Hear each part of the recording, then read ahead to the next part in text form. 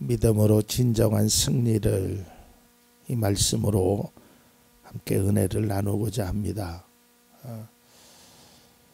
요즘 SNS에 하나 뜨거운 갑론을박이 된 한 사건이 있었습니다.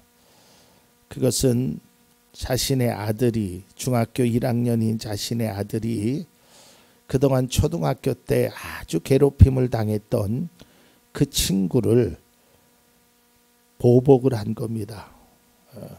그 초등학교 때는 그 아이에게 싸움에서 지니까 맨날 괴롭힘을 당했는데 아빠가 네 자신은 네가 지켜야 된다라고 3년 전부터 무술을 좀 학원에 보냈다고 합니다. 이 아이가 3년 후에 자신을 괴롭혔던 그 아이를 찾아가서 코뼈를 부러뜨리고 큰 폭행을 했습니다.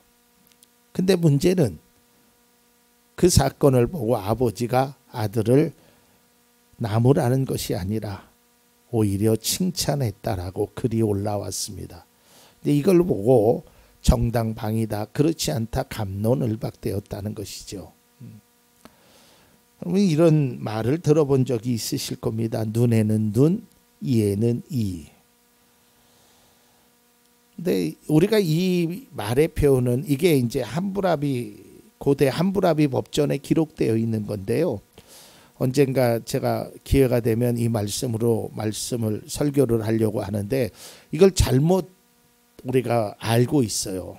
그러니까 내가 눈을 맞았으니까 내가 너에게 눈을 때린다. 내가 이를 다쳤으니까 너를 이를 한다. 그래서 피해자에게 힘을 주기 위한 법으로 알고 있는데 사실은 그렇지 않습니다.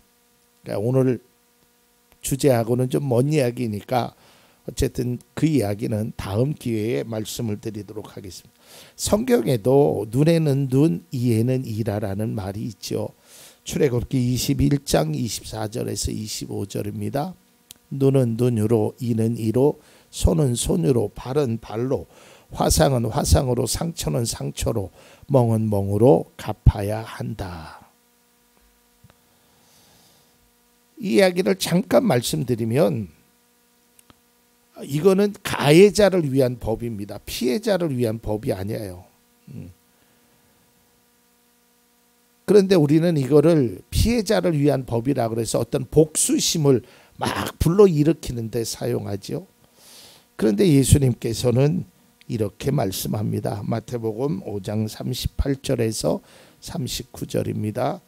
눈은 눈으로, 이는 이로 갚아라 하고 말한 것을 너희는 들었다. 그러나 나는 너희에게 말한다. 악한 사람에게 맞서지 말아라. 누가 내 오른쪽 뺨을 치거든 왼쪽 뺨마저 돌려대라. 나를 괴롭혔던 사람에게 맞서지 말라라는 거예요. 그러면서 예수님은 또한 이렇게 말씀합니다. 마태복음 5장 44절에 그러나 나는 너희에게 말한다. 너희 원수를 사랑하고 너희를 박해하는 사람을 위하여 기도하여라. 나를 괴롭히는 사람, 여러분 박해가 뭡니까? 나를 막 힘들게 하는 거예요. 정신적으로, 육체적으로 나에게 고통을 준 사람이에요. 얼마나 얄미워요. 정말 밉지요. 근데 내가 막 힘이라도 있으면 가서 때려주고 싶죠. 근데 때리면 안 되잖아요. 법적으로. 그러니까 막 속에서 막 화가 나는데 예수님은 그런 사람을 위해서 기도하라라는 거예요. 그런 사람을 이해하고 받아들이는 것도 쉽지 않은데 어떻게 그런 사람을 위해서 기도하라라고 하실까? 그러시면서 예수님이 결정적인 말씀을 합니다. 그 다음 절 5장 45절입니다. 그래야만 너희가 하늘에 계신 너희 아버지의 자녀가 될 것이다. 이거 무서운 말씀이잖아요. 박해당한 자를 위하여 기도해야, 그런 행동을 해야 너희가 진정으로 하나님의 자녀가 될 것이다. 쉽지 않은 일이죠. 아니 우리가 기도에 공수표를 많이 날린다고 하잖아요. 일반 사람들도요. 목사님 제가 기도해 드리겠습니다. 집사님 제가 기도할게요. 그래도 그 기도가 지속적으로 가는 게 쉽지 않아요. 저도 가끔 이제 어려운 사람들 뭐 또 주변에 있는 분들, 제가 잠깐 예배 전에도 말씀드렸지만 몸에서 가스가 나오지 않아서 15일 동안 밥도 제대로 못 먹는 분이 기도해 달라고 그럴 때 기도해 주겠다고 했고 기도했어요. 근데 다행히 며칠 만에 가스가 나와서 제가 이제 그 기도는 안 해도 되는데, 이제 그런 거 말고 계속적으로 기도해야 될 일이 있잖아요. 그럼 제가 새벽에 기도할 때 우리 성도님들을 위해서, 교회를 위해서 다 기도하고 나면 때로는 제가 기도하겠다고 약속했던 그분들에 대해서 기도를 못할 때도 있거든요. 그런데 하물며 나를 괴롭힌 자를 위해서 기도해라. 그래야만 하나님의 자녀가 될 것이다. 참 어렵습니다. 쉽지 않아요. 또 사도 바울도 비슷한 맥락에서 말씀을 하는데요. 로마서 12장 14절입니다. 여러분을 박해하는 사람들을 축복하십시오. 축복을 하고 저주를 하지 마십시오. 이거 더더욱 어렵죠. 그러면서 12장 20절에 이렇게 얘기합니다. 내 원수가 줄이거든 먹을 것을 주고 그가 목말라 하거든 마실 것을 주어라. 그렇게 하는 것은 내가 그의 머리 위에다가 수풀을 쌓는 셈이 될 것이다 하였습니다. 아니, 나를 박해하는 사람을 위해서 기도해 주는 것도 진짜 큰 맘 먹어야 할 수 있잖아요. 왜 내가 먼저 손 내밀지 못하고, 오늘 장로님 기도하셨잖아요. 야, 그거 정말 어려운 일인데, 아니 원수가 목마르면 물을 주래요. 배고파하면 먹을 것을 주라라는 거예요. 이게 쉬운 일입니까? 아마 여러분들 기억 속에 우리가 그런 원수 같은 사람들에게 내가 얼마나 그를 위하여 축복하고 기도해 줬는지, 그가 어려움 당하면 아유 이 녀석 잘됐다, 나를 그렇게 괴롭히더니 너도 좀 호되게 좀 당해봐야 된다, 이런 마음이 자연스럽게 드는 게 사람 아니겠어요? 근데 성격은 그렇게 하지 말라라는 거예요. 아마 이 말씀을 들으면 보통 사람들, 아니 믿음의 사람들조차도 쉽게 동의하기가 어렵습니다. 원수에게 먹을 것을 주고 마실 것을 준다는 것은 상상하기조차, 행하기는 더더욱 어려운 일임이 이 말씀을 우리가 외면하고 인정하지 않으려고 합니다. 그런데 오늘 실제로 이런 모습을 보인 하나님의 선지자 엘리사를 소개하고자 합니다. 오늘 본문의 배경을 말씀드리면 잠깐 이런 겁니다. 아람 왕, 여기 이제 시리아라고 되어 있는데 어쨌든 같은 나라입니다. 그러니까 아람 왕이 이스라엘을 침략하려고 계속적으로 이제 공격을 합니다. 그런데 왜 그런지 공격을 할 때마다 야 이번에는 동쪽으로 가자. 그럼 거기에 또 이스라엘 군대가 있고, 야 이번에는 산으로 가자. 그럼 산에 또 매복해 있고, 야 이번에는 그럼 북쪽으로 향해 가자. 그러니까 거기에도 또 있는 거예요. 그러니까 아람 왕이 야 이거 분명히 우리에게 스파이가 있다, 내통하는 자가 분명히 있을 거다. 어떻게 우리가 가는 길을 어떻게 알 수가 있겠느냐. 이때 한 부하가 이야기합니다. 아닙니다. 그게 아니라 이스라엘 땅에 엘리사라는 하나님의 사람이 있는데 그 사람이 우리의 모든 것을 다 보고 있습니다. 알고 있습니다. 그래? 그럼 그 한 사람만 잡으면 되겠네. 그래서 아람 왕은 기마 부대와 병거 부대와 강한 부대를 보냅니다. 그리고 그 군사들은 도단성에 있는 엘리사, 그 도단성을 뺑 둘러싸게 됩니다. 아침 일찍 엘리사의 사환이 이 모습을 보고 깜짝 놀라죠. 선생님 큰일 났습니다. 이걸 어떻게 하면 좋습니까? 우리는 이제 도망갈 데가 없습니다. 이때 엘리사가 사환의 눈을 열어서 그 아람 군대보다 많은 하나님의 불말과 불병거를 보게 합니다. 그리고 나서 이제 오늘 본문의 말씀입니다. 엘리사가 이렇게 기도합니다. 하나님, 저들의 눈을 멀게 해 주십시오. 보이지 않게 해 주십시오. 그러니까 하나님께서 엘리사의 기도를 들으시죠. 그래서 아람의 군사들이 눈이 안 보이는 거예요, 갑자기. 그리고 나서 엘리사가 그들에게 이야기합니다. 여러분들 지금 여기 길을 잘못 찾았습니다. 여러분이 찾고 싶은 사람은 여기 있는 것이 아니라 다른 데 있습니다. 그러니까 그 군사들을 데리고 오는 거예요. 그러니까 그 군사들은 그냥 엘리사를 따라가는 거예요. 근데 어디에 갔냐면 사마리아 성 한복판에 그들이 있어요.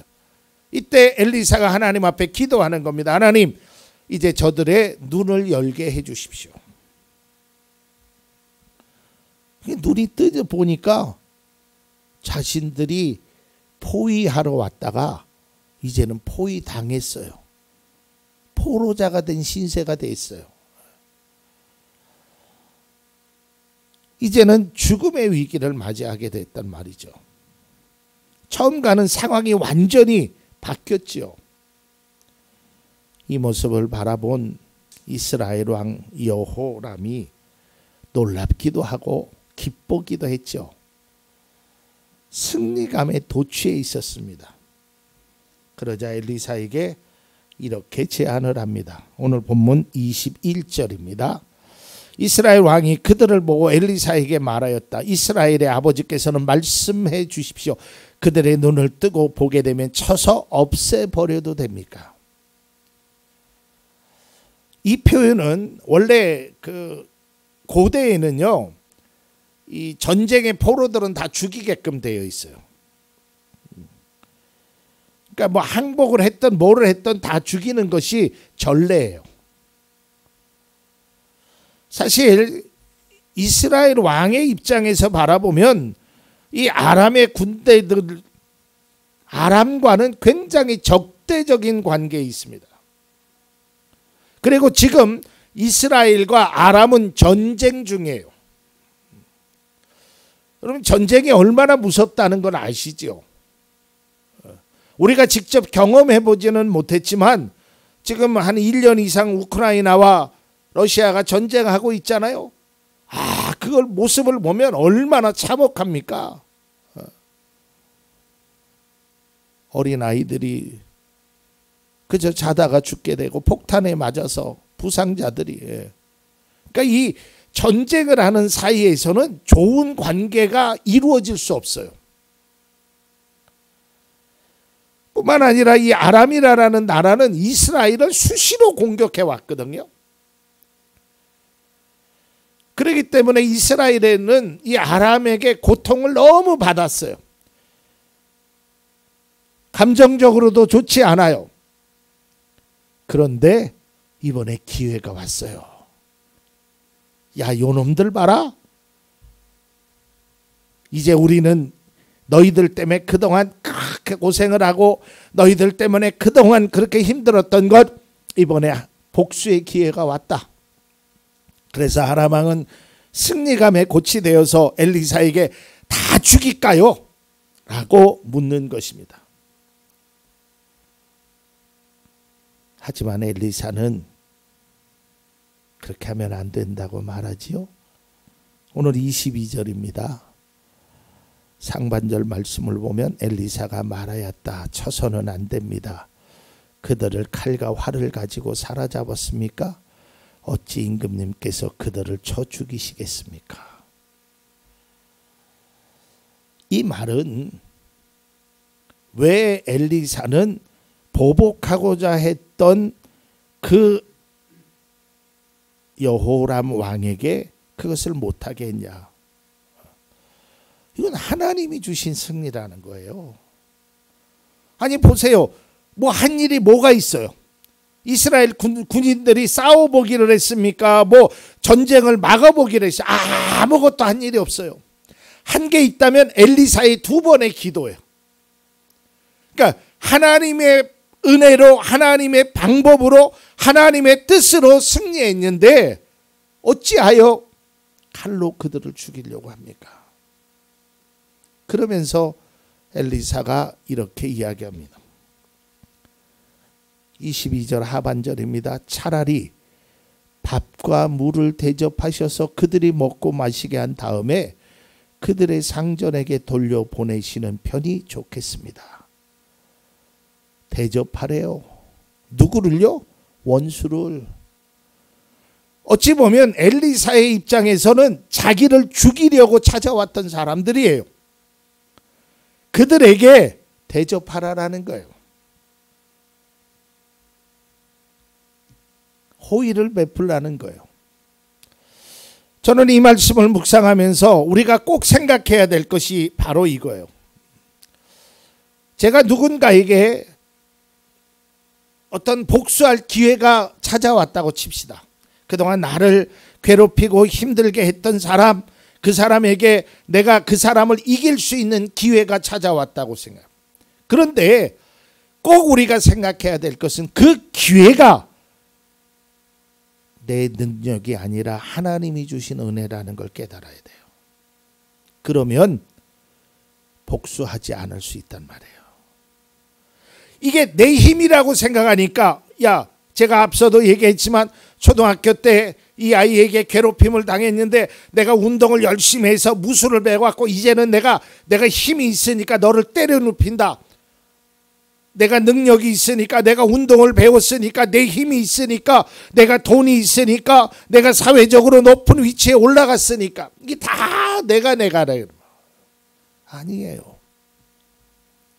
하나님이 주신 은혜라고 생각하면 엘리사처럼 행할 수 있다면, 엘리사가 하는 말이 그거잖아요. 지금 이렇게 된 것이 우리의 힘입니까? 우리가 칼과 활을 가지고 했습니까? 우리가 노력한 것이 있습니까? 하나님께서 해주신 건데 우리는 그 하나님의 뜻대로 행해야 되지 않겠습니까? 라는 거예요. 이게 바로 믿음의 사람들이 보여주는 진정한 모습이고 이것이 참된 승리라는 거예요. 다시 신약의 말씀으로 돌아가면 예수님이 이렇게 말씀하셨죠. 박해하는 자를 위하여 기도해라. 또 사도 바울도 얘기했죠. 원수가 목마르거든 물을, 배고파하거든 먹을 것을 주라라고 얘기했죠. 앞서도 얘기했지만 이게 힘들어요. 그러나 하나님이 주셨다라고 생각하면 그 기회를 하나님의 뜻으로 행할 수 있다는 거예요. 내가 힘이 생긴 것도, 내가 돈이 있는 것도, 내가 높은 지위에 올라갈 수 있었던 것도 하나님의 은혜라는 것이죠. 우리가 잘 아는 대로 구약 성경에 사울 왕이 사람들이 다윗을 좋아하니까 다윗을 죽이려고 했어요. 그래갖고 혈안이 돼가지고 다윗을 군사들을 풀어갖고 막 샅샅이 뒤지는 거예요. 다윗이 있는 곳에. 그 과정에서 사울 왕이, 성경은 정확하게는 표현되지 않으니까 뒤를 보려고 이렇게 표현되어 있어요. 그러니까 아마 용변을 보려고 굴 속에 들어갔던 것 같아요. 그런데 하필 그 굴에 다윗이 그 당시에는 다윗이죠. 다윗과 그의 부하들이 숨었습니다. 이제는 절호의 찬스가 왔어요. 저 사람이 나를 죽이려고 그렇게 혈안이 되어서 찾아왔는데 내가 복수할 기회가 왔단 말이에요. 그것도 군사는 아무도 없이 사울왕 혼자 왔단 말이에요. 그러니까 그 부하들이 이야기합니다. 말씀만 하십시오. 명령만 하십시오. 우리가 사울왕을 죽이겠습니다. 이때 다윗이 그 좋은 기회에 그렇게 하지 말아라. 그러면서 옷자락만 베지요. 복수할 수 있는 기회예요. 이제는 도망하지 않아도 되는 좋은 기회를 다윗은 행하지 않았어요. 왜 행하지 않았을까? 그 이유에 대해서 다윗은 이렇게 말합니다. 사무엘상 24장 6절입니다. 그래서 다윗은 자기 부하들에게 타일렀다. 내가 감히 손을 들어 주님께서 기름 부어 세우신 우리의 임금을 치겠느냐? 주님께서 하반절에 보면 주님께서 내가 그런 일을 하지 못하도록 나를 막아주시기를 바란다. 왕은 바로 주님께서 기름 부어 세우신 분이기 때문이다. 이 말이 뭐예요? 하나님의 뜻이 아니라는 거예요. 그 복수는 하나님이 원하시는 일이 아니라는 거예요. 엘리사도 마찬가지예요. 사람의 방법이라면 그들을 다 죽여야죠. 그래야 다음에 전쟁을 하도 훨씬 수월하지 않겠어요? 그런데 하나님의 뜻에 초점을 맞췄단 말이에요. 원수를 굴복시키는 길이 칼과 무력이 아니라 마음을 사로잡는 하나님의 사랑임을 보여주었다는 거예요. 이게 바로 그리스도인의 보여줘야 될 모습입니다.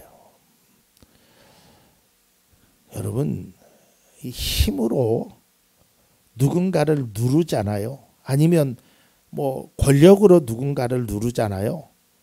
그러면 언젠가는 또 다시 그 사람이 힘이 커지면 또 다시 그런 일들이 반복됩니다. 그러니까 원수가 되고 원수가 되는 거예요. 그러나 힘이 아닌 사랑으로 녹여야 돼요. 제가 예전에 그런 설교를 한번 한 적이 있는데요. 우리 어렸을 때 동화책에서 그 햇님하고 구름하고 내기를 하잖아요. 지나가는 사람 옷을 벗기는 내기인가 우리 어렸을 때 동화책에서 읽었잖아요. 구름이 막 바람을 막 불잖아요. 옷을 벗기려고 모자를 벗기려고. 그럴 때마다 어때요? 사람은 막 옷깃을 더 세잖아요. 벗길 수가 없었어요. 그런데 햇빛은 그저 따스하게 하니까 그냥 자연적으로 벗게 되잖아요. 바로 이거예요. 그리스도의 사랑과 마음으로 그들을 녹일 수 있어야 된단 말이죠. 이러한 모습은 어떠한 결과를 만들었을까요? 자신을 얼마든지 죽일 수 있는 기회에 있음에도 죽이지 않는 다윗의 행동에 사울왕은 이렇게 고백을 합니다. 사무엘상 24장 17절입니다. 사울이 다윗에게 말하였다. 나는 너를 괴롭혔는데 너는 내게 이렇게 잘해 주었으니 내가 나보다 의로운 사람이다. 결국 인정하잖아요. 또 그 아람의 군사들을 오히려 그들에게 잔치를 베풀라고 얘기한 엘리사, 그 결과는 어떻게 됐을까요? 열왕기하 6장 23절입니다. 그리하여 왕이 큰 잔치를 베풀어서 그들에게 먹고 마시게 한 다음 그들을 보내니 그들이 자기들의 상전에게로 돌아갔다. 그로부터 사마리아의 무리들이 다시는 이스라엘 땅을 침략하지 못하였다. 물론 안타깝게도 그 이후에 아람 왕이 또 침략을 하기는 합니다. 어쨌든 그들의 마음이 이렇게 녹아지는 거예요. 우리도 세상을 살면서 나를 괴롭히는 사람이 얼마나 많습니까? 이해하지 못하고 받아들이지 못한 사람들이 얼마나 많아요. 그래서 우리는 때로는 그런 생각을 하잖아요. 내가 힘만 있어봐라. 넌 조금만 기다려봐. 내가 나중에 가만히 안 놔둘 거야. 여러분, 힘으로 이기려면 안 돼요. 힘을 사랑으로 이겨야 합니다. 그것이 그리스도인의 모습입니다. 이제 말씀을 맺고자 합니다. 성경은 우리에게 이렇게 말씀하시죠. 악을 악으로 갚지 말고 선으로 악을 갚으라고. 물론 쉽지 않습니다. 어려운 일이죠. 그러나 성경은 그것을 행하라고 합니다. 그것을 행하는 것이 믿음의 성도입니다. 앞서도 이야기했지만 이웃을 사랑하거나 기도하는 것도 쉽지 않은데 나를 괴롭히고 나를 힘들게 했던 원수 같은 사람을 위해서 기도한다라는 것은 더더욱 쉽지 않은 일이죠. 그러나 우리에게는 불가능도 가능케 하시는 분이 있습니다. 그것이 바로 성령님, 하나님의 음성을 들어야 합니다. 내 힘으로는 막 속에서는 내 생각으로는 때리고 싶고 미워하고 싶고 복수하고 싶고 박해하고 싶지만 하나님은 이것까지 참으라라고 말합니다. 왜냐하면 그것이 곧 나를 위한 길입니다. 그것이 복수가 복수를 낳는 것을 끊는 일입니다. 그리고 나와 그 사람이 함께 공존하며 살아가는 길인 것입니다. 믿음의 승리라는 것은 바로 이것입니다. 내가 힘으로 그 사람을 누리는 것이 아니라 내가 가지고 있는 그 무언가를 그 사람에게 가하는 것이 아니라 내가 더 겸손하고 낮아진 모습을 통해서 그 사람을 변화시킬 수 있는 그 일이, 그 모습이 진정한 그리스도의 승리인 것입니다. 그리하여서 우리가 그런 승리자가 될 수 있기를 바랍니다. 때려서 이기는 것이 아니라 힘으로 누르는 것이 아니라 권력으로 때로는 물질이 아닌 하나님의 사랑으로 승리할 수 있는 우리 모두가 될 수 있기를 바랍니다.